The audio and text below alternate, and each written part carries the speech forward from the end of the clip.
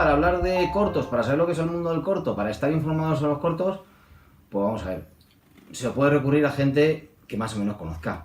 Pero si recurre ya a Juan Antonio Moreno, este señor es el Tolkien de los cortos. Es que le salen hasta los elfos de los cortos prácticamente, porque ya ha hecho la trilogía. Ha hecho 3 libros sobre cortometrajes españoles. Juan Antonio, bienvenido, ¿qué tal? Bien hallado, Antonio, encantado de estar un día más con todos vosotros. Y, oye, me gusta mucho que traigas el invitado que traes hoy, por muchas cosas relacionadas a lo mejor con el mar, más o menos, ¿no? Pero, porque también, oye, tenemos un patrimonio muy rico en español y hace falta que nos vayamos conociendo de un lado o de otro, ¿no? Que vengan para acá, que vayamos para allá. ¿Y quién es él? Porque el nombre te lo sabes tú bien, yo sé que es algo así como Vences, sí. Pero en la segunda parte te la dejo a ti solo. Bueno, buenas tardes. Tenemos hoy a Wenceslao Arcizori, Wen, que es un director que lleva casi 2 décadas afincado en España. Su trayectoria casi la ha hecho aquí. Le traemos para que nos hable del último trabajo, que es El Submariné. Pero antes de todo eso, a mí me gustaría presentarle mínimamente su trayectoria. Es Wenceslao Wen, marca una trayectoria que está muy asentada en el compromiso social, y me gustaría centrarme en dos cortometrajes, que son 112 y En Directo. En Directo trata las consecuencias, las graves consecuencias de los desahucios que tienen la sombra de la sempiterna crisis económica. Y el otro es 112, que de una forma muy sutil y muy interesante nos acerca al mundo de los malos tratos. En primer lugar, y antes de hablar de lo que nos trae aquí, que es el maravilloso documental sobre Juan Mariné, ¿cómo abordas y cómo sientes tu trayectoria en España?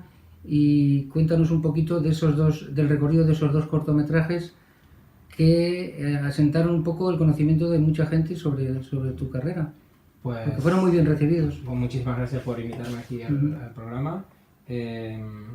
Por un lado, es verdad que siento un compromiso social, lo siento profundamente, porque cuando vine de mi país, de Argentina, vine porque la situación social del país era caótica, y dije, yo pensaba en su momento, era joven, tenía 24 años, pensaba en su momento que no tenía solución, y en aquel momento pues necesitaba conocer mundo, necesitaba vivir. Notaba que Argentina estaba sufriendo una crisis muy grande y tenía una crisis sobre todo de idiosincrasia. Entonces yo veía muy poca solución, y en aquel momento pues más que intentar resolver algo, teniendo la edad que tenía y tal, pues lo que quería era conocer mundo y salir de ahí. No sabía dónde quería ir, pero sabía dónde no quería estar. Es duro dar un salto así, sobre todo por la familia y por un montón de cosas, pero sentía que lo tenía que dar. Cuando vine aquí a España, pues empecé a notar los primeros años de que estaba empezando a haber un cierto paralelismo con las cosas que había vivido en Argentina hacía unos 10 años atrás.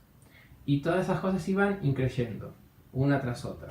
Entonces ya a partir de ahí empecé a tener un poco más de vínculo con el cine. Empecé a estudiar en la CAM, en la Escuela de la Cinematografía. Un curso pequeño, pero que sí que me dio unas bases bastante sólidas como para arrancar por mi cuenta. Después trabajé en la productora de un profesor, del profesor que me dio clases ahí en la CAM. Y sí que lo que empecé a notar es que cada vez que escribía un cortometraje y tenía tendencia a hacerlo, tenía un tema social.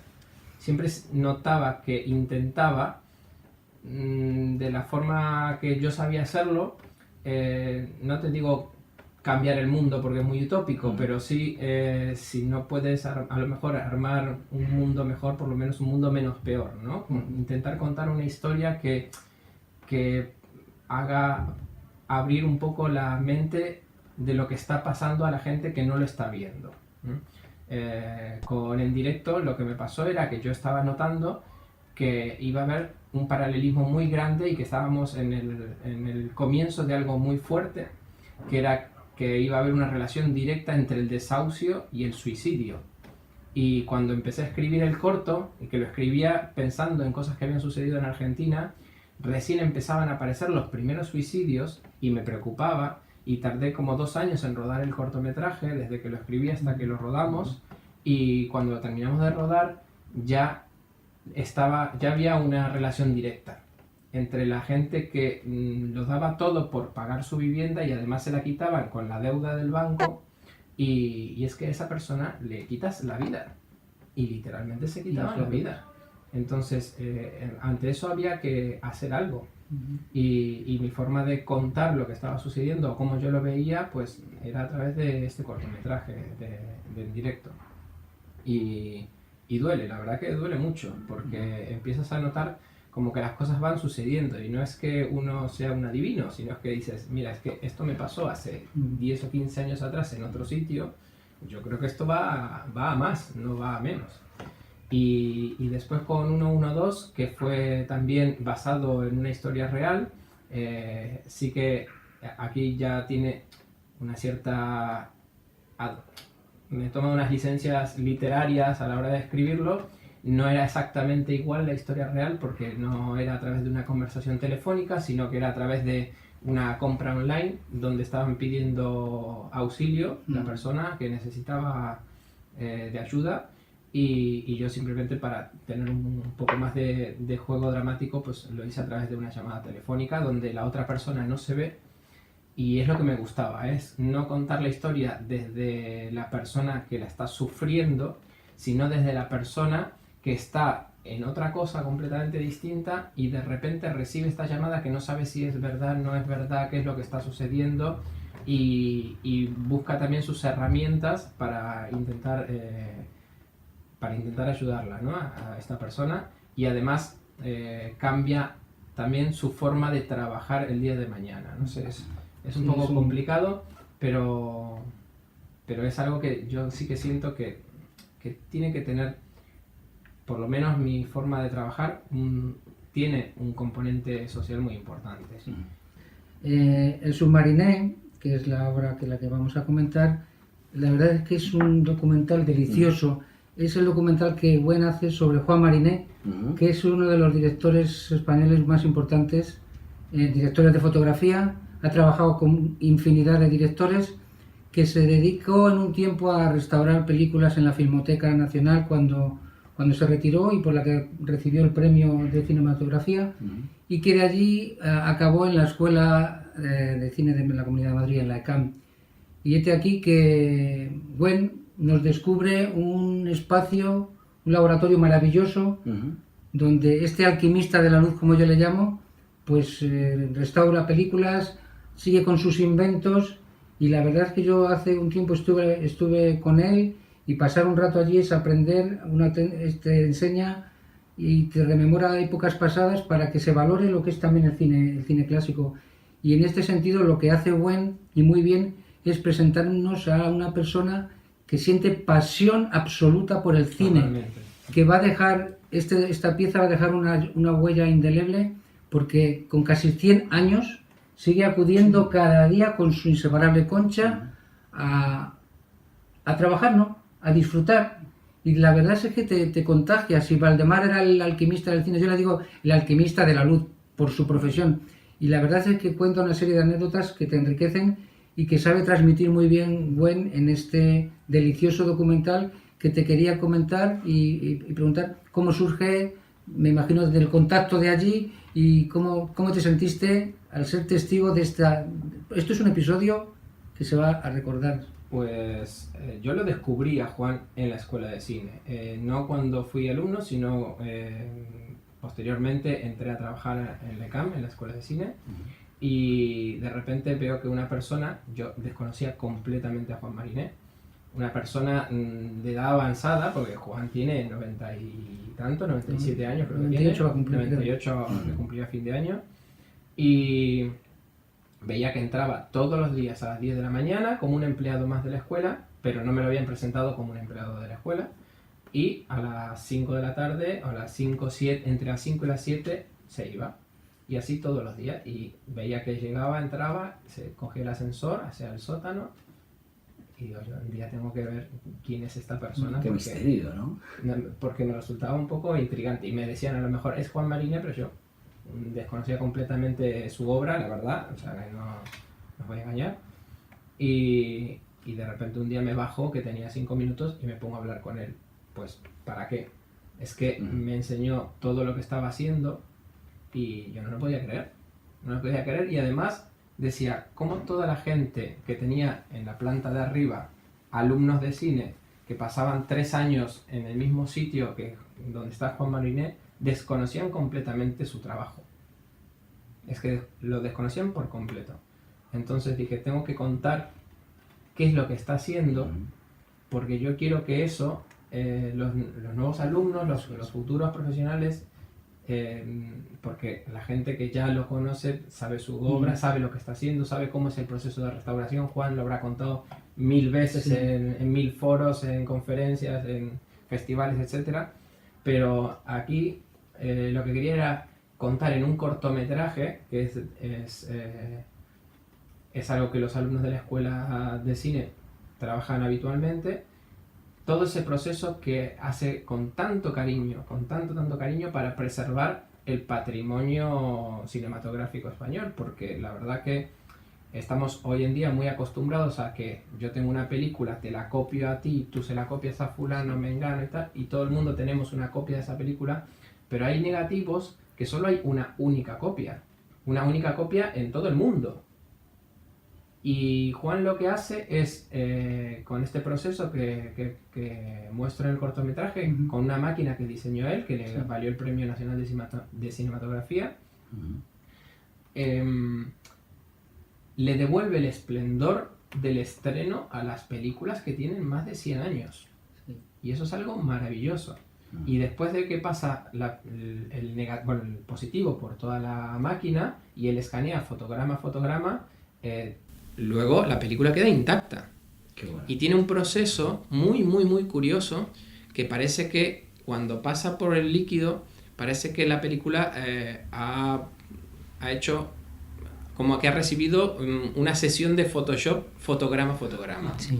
Es muy curioso, me resultó, para mí, vamos, que soy también muy manitas y me encanta todo esto, me resultó muy atractivo el proceso que tenía él, cómo lo vivía él, cómo lo hace, cómo sigue cada día mejorando la máquina para poder escanear con mayor resolución, con mejor calidad, y a mí todo eso me resultaba fascinante y dije, yo esto lo tengo que contar porque no quiero que se pierda, Desde luego. porque a todos nos gustaría vivir eternamente, pero sé que Juan Mariné nos va a dejar un legado muy bonito, pero a mí lo que me gustaba es también que dejara el legado de cómo hace el proceso. Por Para eso, ver si alguien puede coger el testigo. Exacto. Y continuarlo. Eso es lo que siempre comentamos de el corto, lo didáctico que es. En este sentido es para vosotros, los cineastas, que valoráis pues la luz y la fotografía. Y en este momento... hay un momento que me gustaría destacar del documental, es cuando finaliza ese proceso que está diciendo Wen de recuperar una película, capta la cámara de Wen el impacto, la alegría, cómo siente que ha hecho algo importante, que ha recuperado un muerto cinematográfico y lo ha hecho, y verdaderamente es impactante y es muy hermoso. Es verdad que él está dando su vida por dar vida a estas películas que luego son escaneadas y ahí sí son copiadas y recopiadas para que uno las pueda ver, incluso con la misma calidad del día que se estrenó, porque son películas que a lo mejor, por ejemplo, una de ellas en la que nos centramos en el cortometraje, que es la entrada del tren a la estación de Llanes, sí. Esa película es de 1905 y ha pasado por proyectores uno tras otro que han dañado la película de arriba abajo. Entonces hay un momento en que el líquido sale de la película y ves realmente cómo está la película, pero cómo se escanea debajo del líquido, y para mí es maravilloso. Es maravilloso. Y Juan sigue día a día haciendo que esa máquina pues capte con mayor resolución, mejor calidad cada uno de esos fotogramas, para que aún así sigamos teniendo un recuerdo de ese material que si no pasa por este proceso, desaparecen. Esas películas desaparecen. Tenemos un fiel seguidor de Déjate de Historias, que es Manolo Primoy, que tiene su laboratorio también ahí de postproducción. Él es buen amigo de Juan Mariné, siempre me va contando historias y contaba que en el último festival de San Roque dio una clase magistral y que aquello fue como que arrastraba. Él tenía más vida que los chicos jóvenes que iban allí a verlo, ¿no? Es un fenómeno. Tiene mucho carisma, sí que es cierto. O sea, que lo bueno es no solamente que sabe eso técnicamente, sino que además sabe transmitirlo. Sí. ¿Cómo te planteaste a raíz de ahí la forma del corto? Quiero decir, porque es un personaje desde luego muy potente. Te voy a contar un secreto de todo esto. Bien, una exclusiva, vamos a por sí. A ver, este proceso, aunque parece que el corto es un día de su trabajo, tardé un año en hacerlo. Caramba. Porque lo que hice fue, lo que no quería era intervenir en su trabajo. Entonces dije, todos los días me bajaba 5 minutos, los 5 minutos que mis compañeros están fumándose el piti, yo estoy con la cámara, me bajo, se la coloco a Juan en el lugar que sé que él está trabajando, se la dejo, había pactado previamente el hecho, y la dejo grabando, la cámara, y lo que surja. Ahí hasta la escena de que están comiendo, y bueno, hay un montón de cosas. Y fueron horas y horas, días de material que tengo de Juan. Claro, días como una cámara oculta tenías. Y como él siempre se pone ese jersey que lo usa como, digamos, mono de trabajo, ¿vale? Pues claro, tú ves todo el cortometraje y parece que ha sido la historia de un día de su vida, pero es que un día de su vida es así también. ¿Vale? Entonces él está trabajando con la máquina, arreglándola, colocándola, poniendo la película, escaneando fotograma a fotograma, haciendo el DCP, o sea, ese es el día de trabajo de él. Y él está maravillado con lo que está haciendo. Yo creo que esa vida que tiene Juan, que transmite día a día, es a través de la pasión que él pone por ese trabajo.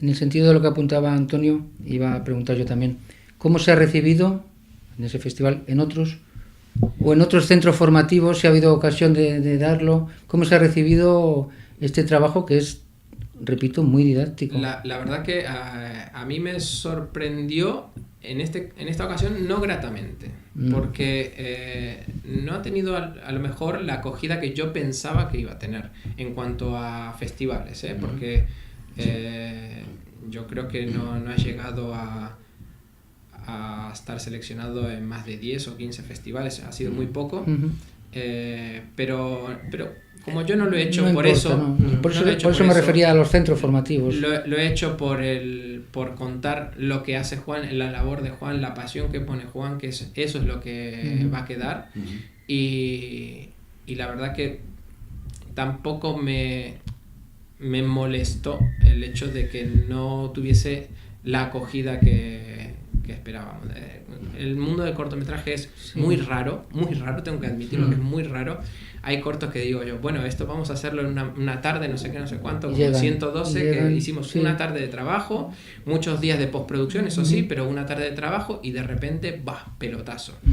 Y sin embargo lo de Juan, que le he dedicado un año de trabajo, ¿no? Entero, incluso más, un año de rodaje, pero ha sido un poco más, y no ha tenido la acogida que quería, pero ya te digo que no ha sido para nada la intención de que el cortometraje lo petara en festivales. Mi intención siempre ha sido contar lo que estaba haciendo Juan, ¿vale? Para que el día de mañana, si alguien quiere saber cómo era el trabajo de Juan, pues tuviesen un pequeño material donde se contase, porque sí que hay una película, hay un largometraje de documental de Juan, pero está más centrado en su vida.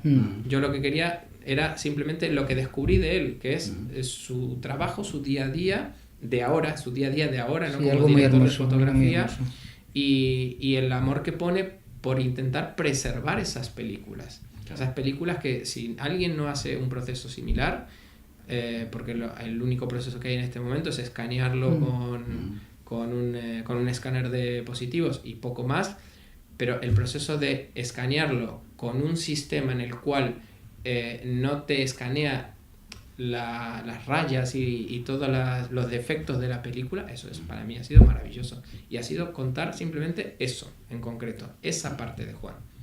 Sí, es que además yo creo que no hay conciencia de lo fácil que se puede perder una cinematografía. Mira, el otro día hacía una entrevista el caso de África, por ejemplo, es por la intervención de Scorsese, porque si no hay muchos casos de películas africanas que se perderían completamente. Y yo me acuerdo el caso que me toca a mí, de Javier Aguirre, exacto, que una escena del documental que hice yo, que de repente él se ríe y dice, porque él tenía una cámara estupenda donde se conservaban las películas, pero entramos un día y dice, huele a vinagre.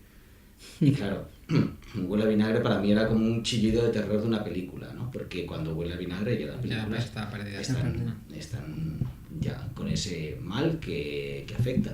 De todas formas, dicen incluso que para preservar una película es casi más fácil en el formato analógico que teníamos que en el... Es lo que han comentado, ¿sí? Sí.